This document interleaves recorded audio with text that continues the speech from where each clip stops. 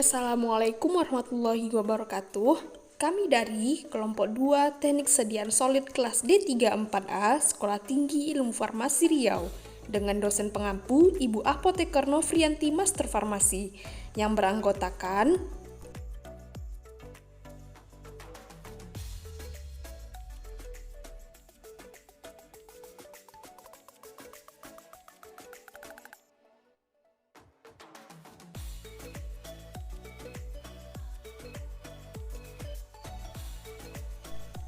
Selamat menyaksikan.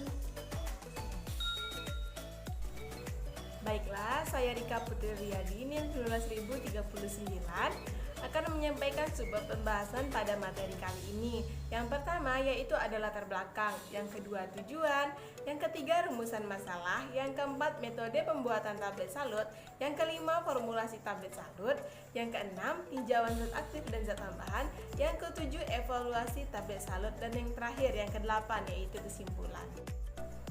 Baiklah, yang pertama kita akan membahas latar belakang. Tanaman jengkol merupakan tanaman khas yang tumbuh di Asia Tenggara termasuk di Indonesia. Biji buah jengkol biasa dikonsumsi oleh masyarakat Indonesia termasuk di daerah Jawa Barat. Kandungan gizi yang terdapat di dalam biji buah jengkol antara lain yaitu vitamin C, asam jengkolat, tanin, flavonoid, dan saponin. Beberapa tanaman memiliki kandungan selenium atau Se, salah satunya adalah tanaman jengkol.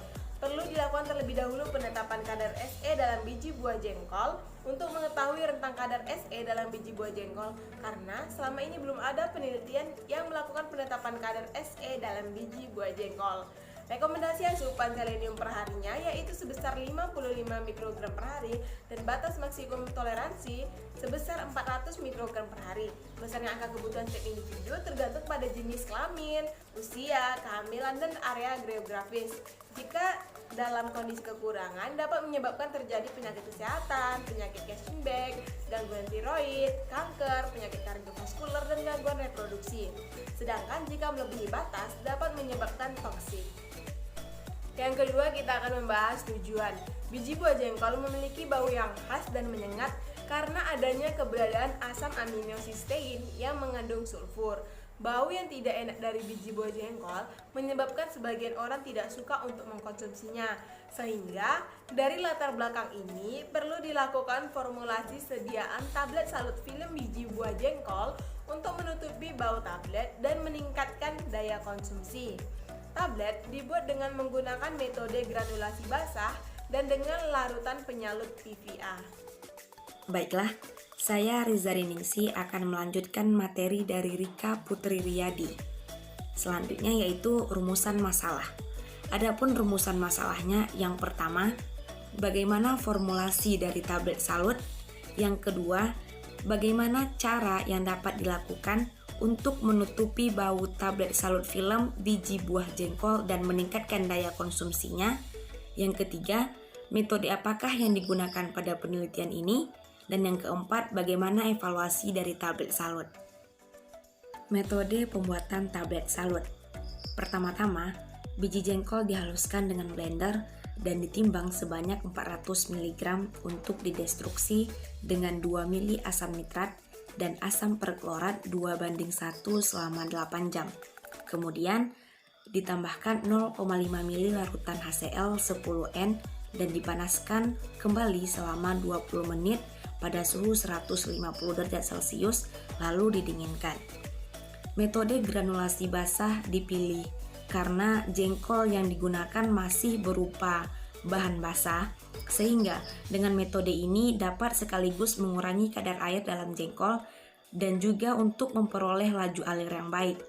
Pengikat yang digunakan adalah pasta kanji 12,5% dengan variasi konsentrasi 2%, 3%, dan 5%. Konsentrasi pasta kanji yang umum digunakan sebagai pengikat tablet adalah 320%. Untuk mengetahui konsentrasi pengikat yang terbaik, dilakukan evaluasi pada masa cetak dan tablet yang dihasilkan. Selanjutnya yaitu formulasi tablet salut. Formulasi tablet inti biji jengkol. Ada 2 fase, fase dalam dan fase luar. Adapun untuk fase dalam terdiri dari serbuk biji jengkol, laktosa, amprotap 5%, dan pasta kanji 12,5%. Sedangkan untuk fase luar terdiri dari amprotap 5%, talkum, dan magnesium. Baiklah, di sini saya akan melanjutkan penjelasan dari Rizari Ningsih, yaitu tentang cara pengerjaannya. Nah, yang pertama, larutan pasta kanji ditambahkan sedikit demi sedikit ke dalam campuran serbuk biji jengkol. Kemudian kita tambah dengan laktosa dan amprotap. Kemudian kita aduk sampai terbentuk massa yang dapat dikepal. Nah, kemudian setelah diaduk, kita bakal melakukan pengayakan. Nah, dengan nomor mes nomor 16. Kemudian setelah kita lakukan pengayakan, kita lakukan pengeringan. Nah, di sini digunakan oven dengan suhu 40 sampai 50 derajat Celcius selama 18 jam. Kemudian fase luar dari amprotap 5%, talkum, dan magnesium itu kita tambahkan ke dalam granul yang kering. Nah, setelah itu massa dicetak dievaluasi dengan pengujian LOD. Nah, kemudian kerapatan curah, kerapatan manfaat, kompresibilitas laju alir, dan sudut istirahat. Nah, kemudian terakhir massa cetak lalu dicetak dengan menggunakan punch nomor 13 dengan bobot maksimal sebesar 450 mg per tabletnya.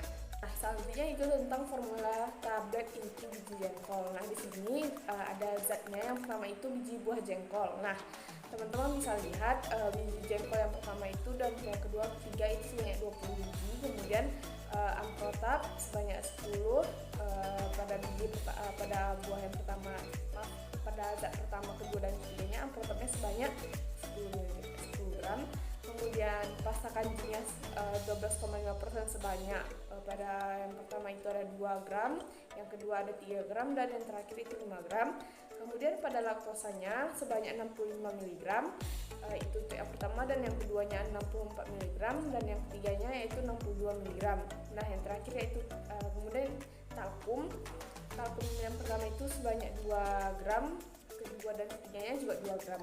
Nah, yang terakhir itu yang gestearat. Nah, di sini yang digunakan formulasinya untuk yang pertama dan kedua tiga sama, yaitu sama-sama 1 gram. Nah, selanjutnya itu penyalutan tablet. Nah, dari larutan penyalut dibuat dengan melarutkan bahan pada tabel kedua dalam 100 gram air dengan suhu 90 derajat Celcius sampai 95 derajat Celcius.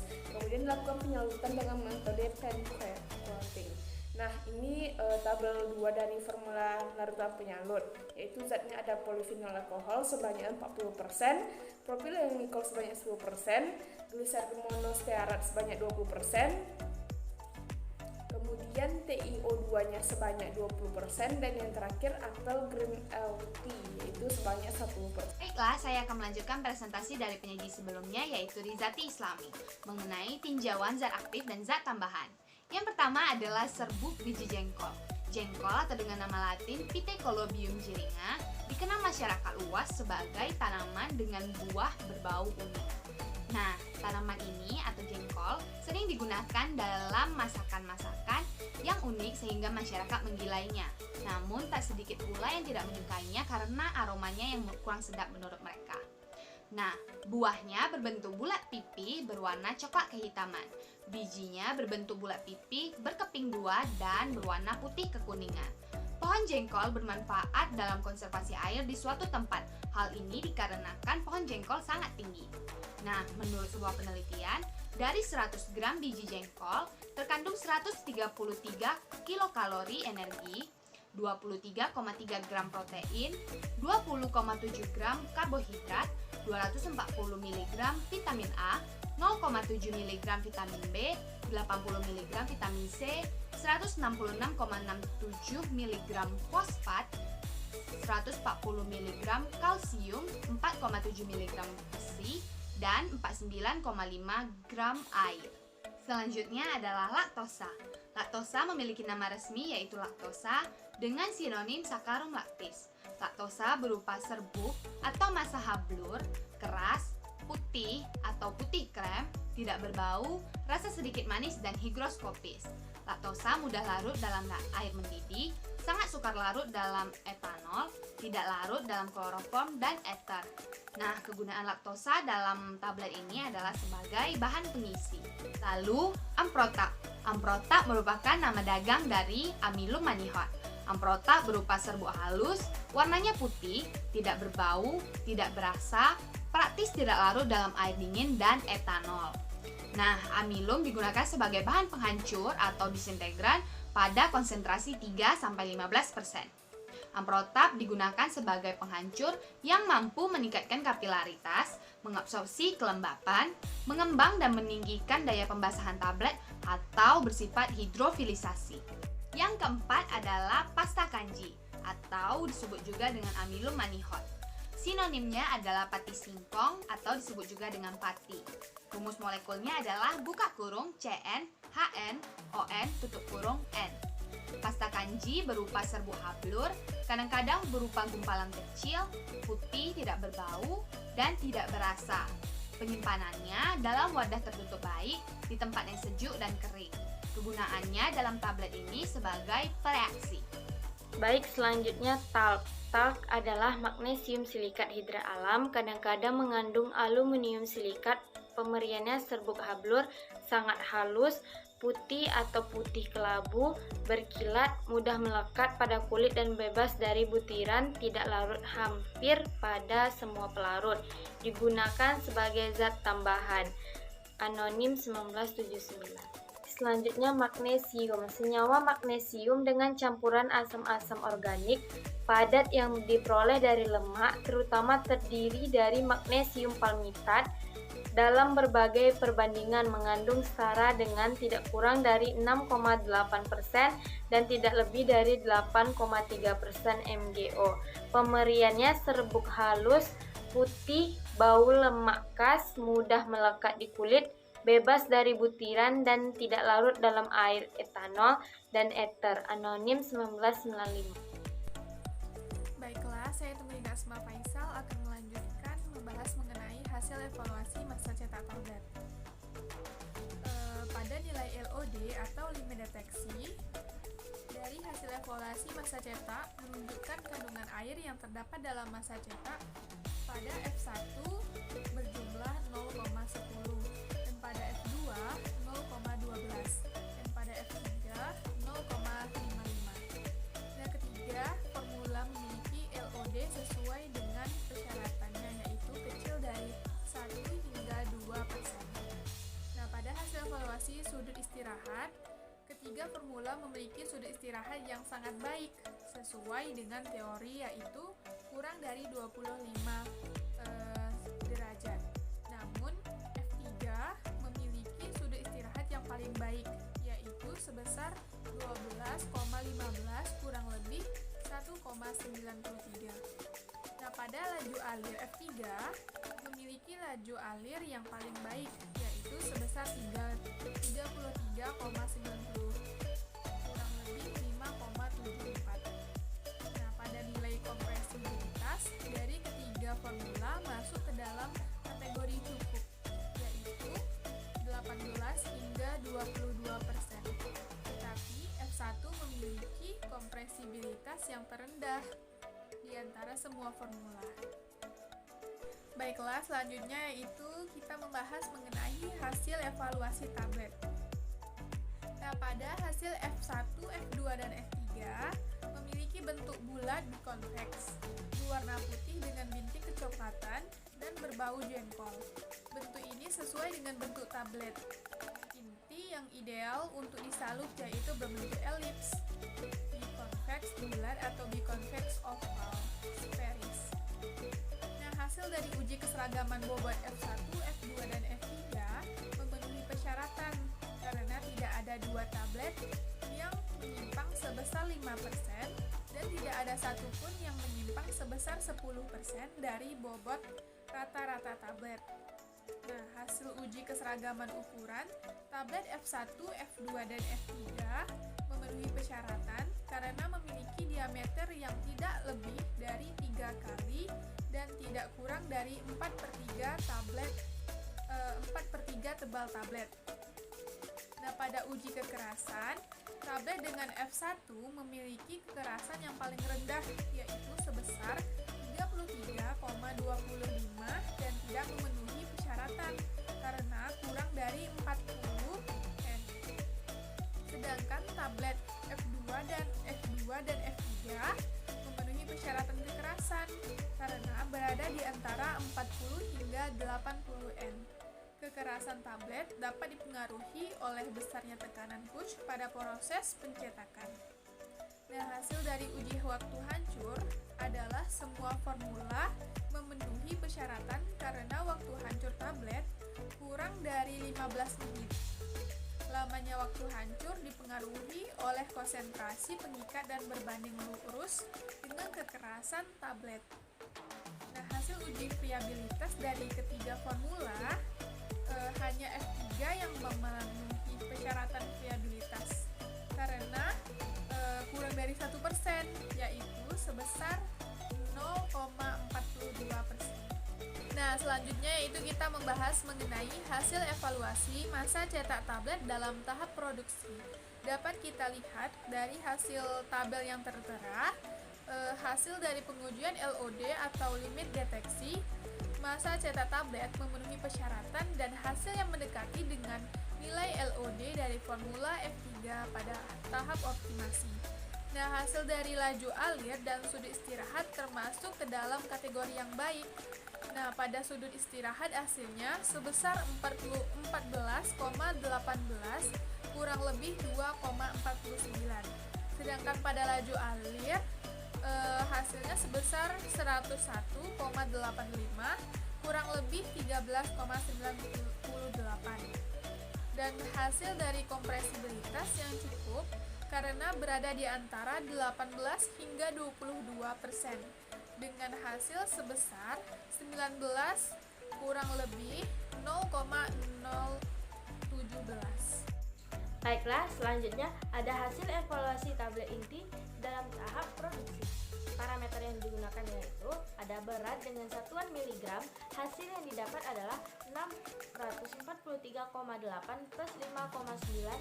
Selanjutnya, tebal dengan satuan milimeter, hasil yang didapat adalah 5,07 plus 0,036, dan diameter dengan satuan milimeter, hasil yang didapat adalah 13,09 plus 0,036. Parameter selanjutnya yaitu kekerasan, hasil yang didapat adalah 45,95 plus 2,474. Terus ada waktu hancur, hasil yang didapat adalah 1,51 plus 0,087, dan friabilitas, hasil yang didapat adalah 0,724 plus 0,011. Baiklah, saya Failia Antasya akan melanjutkan penjelasan dari Tiara Angeli. Jadi, berdasarkan hasil uji keseragaman bobot, tablet memenuhi syarat keseragaman bobot karena tidak ada dua tablet yang menyimpang sebesar 5% dan tidak ada satupun tablet yang menyimpang sebesar 10% dari bobot rata-rata tablet. Begitu pula dari hasil uji keseragaman ukuran. Tablet memenuhi persyaratan karena memiliki diameter yang tidak lebih dari 3 kali dan tidak kurang dari 4/3 tebal tablet. Nilai kekerasan tablet pada tahap produksi tidak berbeda jauh dengan tahap optimasi, namun lebih kecil dibandingkan dengan tahap optimasi. Perbedaan kekerasan dapat terjadi karena bedanya besar tekanan punch ketika proses pencetakan. Tetapi, kekerasan tablet memenuhi persyaratan karena berada di antara 40-80 N, yaitu sebesar 45,95 kurang lebih 2,47 N. Nah, yang selanjutnya yaitu ada waktu hancur tablet.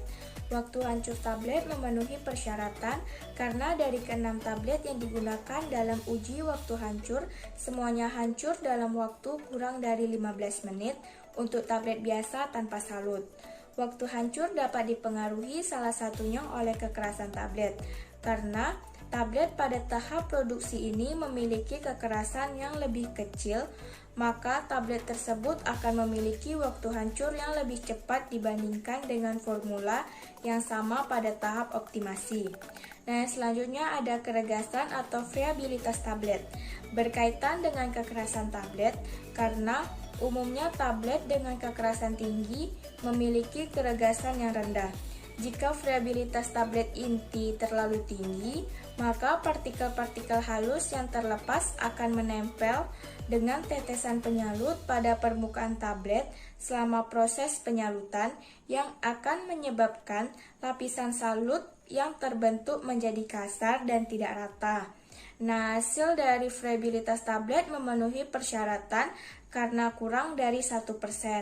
Selanjutnya, saya Vini Evitya Zamzi akan melanjutkan penjelasan dari Failia Antasya yang akan membahas tentang hasil evaluasi tablet inti dalam tahap produksi. Selanjutnya dilakukan proses penyalutan pada tablet inti dengan formula F3 yang telah dicetak. Tujuan penyalutan tablet pada formulasi ini adalah untuk menutupi bau yang tidak enak pada tablet. Yang pertama itu ada polimer. Polimer yang digunakan sebagai penyalut adalah polyvinyl alkohol. Penggunaan propilen glikol dan gliseril monostearat dalam larutan penyalut berfungsi sebagai plasticizer dan emulsifying agent. Plasticizer ini berfungsi untuk mencegah kerusakan film menjadi rapuh serta meminimalisir cacat pada lapisan salut. Sedangkan emulsifying agent ini berfungsi agar larutan penyalut dapat bercampur secara homogen dan menempel pada permukaan tablet. Dalam formula larutan penyalut juga ditambahkan titanium oksida dan pewarna apel green untuk membuat sediaan menjadi lebih menarik. Selanjutnya kita akan membahas hasil evaluasi fisik tablet salut film. Lanjutkan ke parameter dan hasil. Untuk parameter pertama itu ada berat dengan satuan miligram. Untuk hasilnya 663,4 kurang lebih 11,5. Selanjutnya itu ada parameter tebal dengan satuan milimeter dengan hasil 5,40 kurang lebih 0,208. Selanjutnya itu ada parameter diameter dengan satuan milimeter. Untuk hasilnya 13,19 kurang lebih 0,038. Selanjutnya itu ada parameter kekerasan dengan satuan Newton. Untuk hasilnya 46,183 kurang lebih 1,765. Selanjutnya itu ada parameter waktu hancur dengan satuan menit. Untuk hasilnya 3,46 kurang lebih 0,413. Selanjutnya itu ada friabilitas dengan satuan persen. Untuk hasilnya 0,088 kurang lebih 0,0003. Selanjutnya itu ada parameter kenaikan bobot dengan satuan persen. Untuk hasilnya 2,6 kurang lebih 0,002. Baiklah, saya Ulan Prasetya Utami akan melanjutkan penjelasan pada slide ke-27 tentang hasil evaluasi kandungan kimia dari tablet salut film. Nah, dari masing-masing parameter telah didapatkan hasil pengujiannya. Seperti kadar SE itu didapatkan 0,074 sampai 0,04, kadar air 2,19, kadar abu 1,88, kadar protein 0,66, kadar lemak 0,89, kadar karbohidrat 94,38 dan serat kasarnya 1,79. Baiklah, bisa kita lihat pada sisi sebelah kiri. Ini adalah penampilan fisik tablet salut film biji buah jengkol, di mana penampilan fisik tablet salut film yang dihasilkan berbentuk bulat biconvex berwarna hijau dengan bau jengkol yang tidak terlalu menyengat. Saya Yundri, saya akan melanjutkan penjelasan dari Wulan Prasetya. Selanjutnya, hasil evaluasi tablet salut film. Penyalutan dilakukan hingga kenaikan bobot tablet berada pada rentang 2-5%. Hasilnya, kenaikan bobot tablet sebesar 2,6% memenuhi persyaratan karena berada di rentang 2-5%. Tetapi, belum cukup maksimal dalam menutupi bau tablet. Sehingga dapat dilakukan proses penyalutan lebih lanjut. Karena semakin tebal lapisan salut akan semakin menutupi bau dari tablet. Tablet salut memiliki rata-rata berat yang lebih besar dibandingkan tablet inti. Secara teoritis, tablet hasil akhir salut akan memiliki berat 660,5 mg. Berdasarkan hasil uji keseragaman bobot, tablet memenuhi persyaratan karena tidak ada dua tablet yang bobotnya menyimpang 5%, dan tidak ada satu tablet pun yang bobotnya menyimpang 10% dari bobot rata-rata tablet. Selanjutnya, proses penyalutan juga menyebabkan kenaikan pada ukuran diameter, tebal, kekerasan, dan waktu hancur tablet. Namun, ukuran tablet tetap memenuhi persyaratan karena memiliki diameter yang tidak lebih dari 3 kali atau 16,2 mm atau tidak kurang dari 4/3 tebal tablet atau 7,2 mm. Kekerasan tablet salut film yang dihasilkan masih memenuhi persyaratan karena berada di rentang 20 hingga 80 Newton. Kenaikan kekerasan tablet terjadi karena air dari larutan penyalut yang masuk ke dalam tablet akan meningkatkan kekompakan tablet sehingga tablet menjadi lebih keras. Tablet salut film memiliki waktu hancur yang lebih lama dibandingkan tablet inti karena adanya polimer yang melapisi permukaan tablet, sehingga dibutuhkan waktu yang lebih lama bagi tablet untuk melarut. Selanjutnya, hasil waktu hancur tablet salut film sebesar 3,46 lebih kurang 0,413 menit. Hasil ini memenuhi persyaratan Farmakope Indonesia untuk tablet salut yaitu kurang dari 30 menit. Keregasan atau friabilitas tablet salut film memenuhi persyaratan karena kurang dari 1%. Berdasarkan hasil pengujian, friabilitas tablet salut film lebih kecil dibandingkan dengan tablet inti, yaitu sebesar 0,088 lebih kurang 0,0003%. Hasil evaluasi kandungan kimia tablet salut film. Melalui proses penyalutan dapat menurunkan keregasan tablet karena mengurangi gesekan permukaan antar tablet inti. Sebelumnya telah diketahui bahwa jengkol yang digunakan mengandung selenium sebesar 0,49 lebih kurang 0,066 mikrogram per gram jengkol.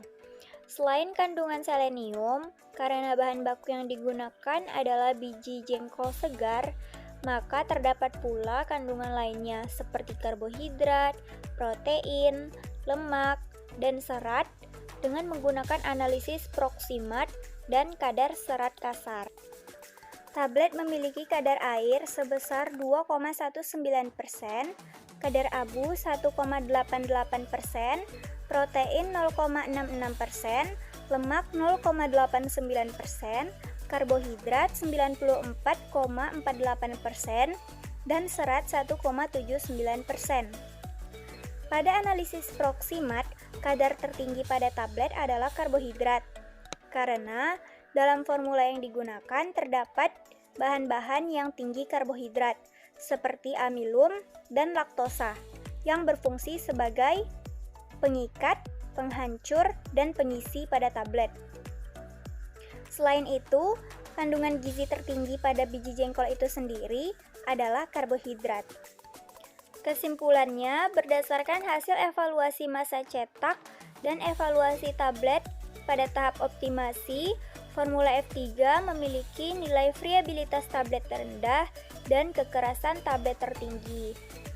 Formula untuk tablet salut film biji buah jengkol atau Pithecolobium lobatum Benth yang digunakan adalah formula F3 dengan bahan pengikat pasta kanji 5% dan dengan bahan larutan penyalut yang digunakan adalah PVA untuk menutupi bau pada jengkol. Kemudian, hasil evaluasi fisik tablet salut film biji buah jengkol telah memenuhi persyaratan Farmakope.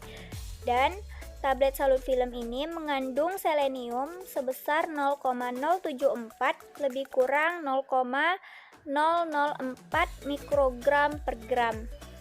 Kadar airnya 2,19%, kadar abu 1,88%, lemak 0,89%, protein 0,66%, karbohidrat 94,38%, dan kadar serat kasarnya 1,79%.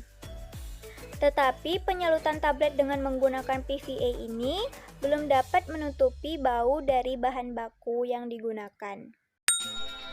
Sekian video yang dapat kami sampaikan. Terima kasih sudah menyaksikan. Wassalamualaikum warahmatullahi wabarakatuh.